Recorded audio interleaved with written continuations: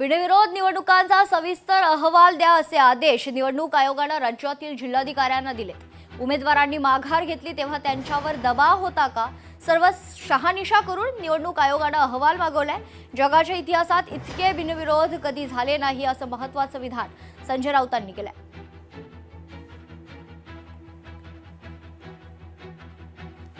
आता राज्य निवडणूक आयोगाने जिल्हाधिकाऱ्यांना महत्त्वाचे आदेश दिलेले आहेत। बिनविरोध निवडणुकांचा सविस्तर अहवाल द्या असे आदेश निवडणूक आयोगाने दिलेत। उमेदवारांनी माघार घेतली तेव्हा त्यांच्यावर दबाव होता का, सर्व शहानिशा करून आता निवडणूक आयोगाने अहवाल मागवल्याची महत्त्वाची माहिती आहे।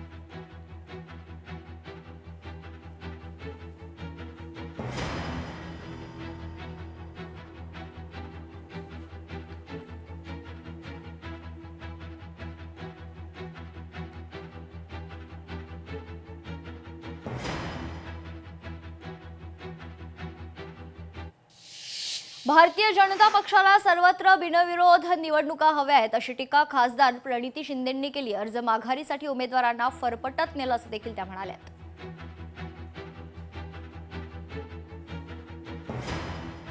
ये तर भाजपकडे लाजिरवाणी गोष्ट आहे की कॅन्डिडेट्सच नाही आहेत, जी काँग्रेस मुक्त देश बनवायचा प्रयत्न त्यांचा चाललेला, काँग्रेस युक्त भाजप होत आहे आणि त्यांना एवढ्या मोठ्या पक्षाला सगळं काही असून कॅन्डिडेटच नाही आहेत की ते आमची कॅन्डिडेट्स घेत आहेत। ह्याच्यावरून कळतं की त्या पक्षाची परिस्थिती काय आहे आणि ज्या पद्धतीत ते राजकारण करत आहेत, पैशाचा खूप मोठ्या प्रमाणात खेळ। आणि अशा वेळेस मी खरंच मनापासून मी अभिनंदन करते त्या कॅन्डिडेटचे जे महाविकास आघाडीकडून लढायचा प्रयत्न करत आहेत। काही नसताना एक सामाजिक तळमळ त्यांच्यात आहे म्हणून ते हे इलेक्शनमध्ये आम्ही पडतो लोकशाही टिकवण्यासाठी।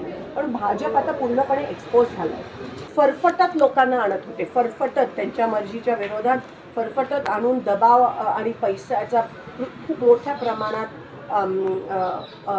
कुरूप खेळ त्या ठिकाणी चालू आहे आणि त्यामुळेच मला असं वाटतं हे वादावाद झालं आणि शेवटी बिनविरोध होण्यासाठी कोणाचा तरी जीव घेण्यात आला, मर्डर करण्यात।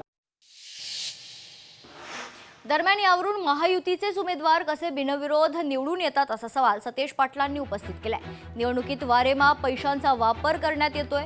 निवडणूक आयोगानं निपक्षपातीपणानं याची चौकशी करावी अशी मागणी देखील काँग्रेसचे सतीश पाटील यांनी केली आहे।